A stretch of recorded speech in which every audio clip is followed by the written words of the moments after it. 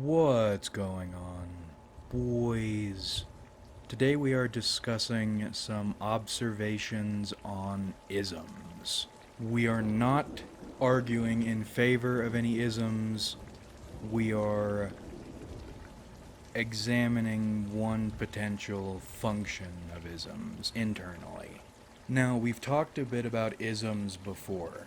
The way, once they are carved into you, and your environment really isn't changing, won't be changing for generations, you can't make them go away. The most you can do is try to keep them from affecting your behavior outwardly. And being now in an environment, isms are even more popular somehow than in the environment I was in before. I gave up temporarily on fighting them internally and decided to try to figure out what purpose they serve, aside from tribalism or just organizing the world. And I think one of ism's key functions is saving your brain and heart time. Naturally, if someone comes at you with something you don't like, you're going to dislike them. And you'll probably have a list of reasons why you dislike what they're coming at you with or why you dislike them. Maybe you'll be able to put together an argument, but no amount of reasoning ever changes anything. Conflict leads into more conflict once it's kicked off. So isms allow both parties to skip all those steps that are ultimately worthless, at least externally, and fire off a first shot.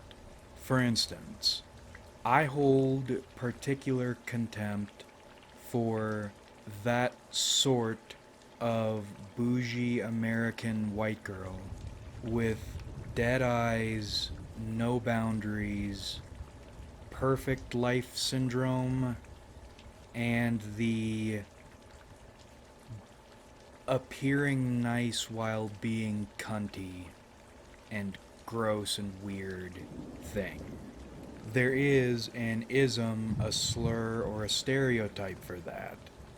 White girls fuck dogs. Now let's examine the operation of isms by examining white girls fuck dogs in practice. So, just for an example, let's say you are mopping the floor in a food court sort of situation, and you see a white woman sitting at a table holding her baby with her dog next to her. She takes something off her plate and tries to feed it to her dog. The dog takes it in its mouth, gets disgusted, probably because the white woman touched it, and drops it on the floor. And then this stinking, foul creature picks it up off the floor and puts it in her baby's mouth, expecting the baby to like it. And when the baby spits it out, because that's disgusting, and starts throwing a fit, she looks frustrated. Furious, two of God's creatures have refused her benevolent gift from the floor in a dog's mouth, and then a second dog's mouth. So if you're anything like me, after witnessing that event, you might feel an overwhelming sense of disgust. A layered feeling of disgust. Disgust for giving an animal food out of your hand while you're eating.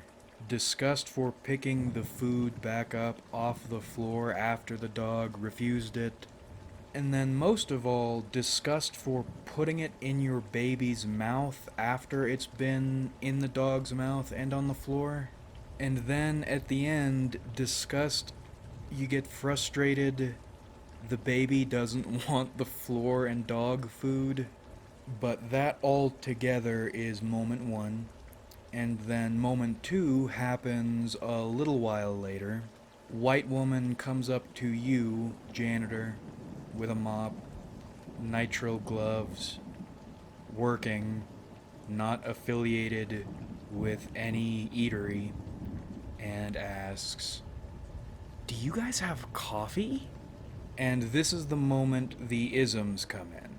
Because in a world without isms, one might be tempted to say, you fed your baby shit off the floor, covered in dog spit and other gross floor things. You see, I haven't mopped over there yet. And now you are asking someone who is obviously not a server to mirror your fake happiness and surprise and be happy that you are demanding I stop working to serve you. But saying those things wouldn't get either of you anywhere. In fact, it would make the situation much worse. So instead, you can deploy an ism and say, you fuck dogs. Not out loud, to yourself. With that one slur, stereotype, or ism, you can internally, in your mind and heart, wrap up all your grievances with this dog fucking nurgling in one sentence, and then be done with it. In one sentence, you have saved your mind the time of listing out your grievances and why they are wrong, disgusting. In one sentence, your heart knows your sentiment was covered and captured perfectly. It's not weighing on you because you got it. In one sentence, a lifetime of experiences building that sentence. And then you don't have to think about it, you don't have to feel about it, you don't even have to talk about it.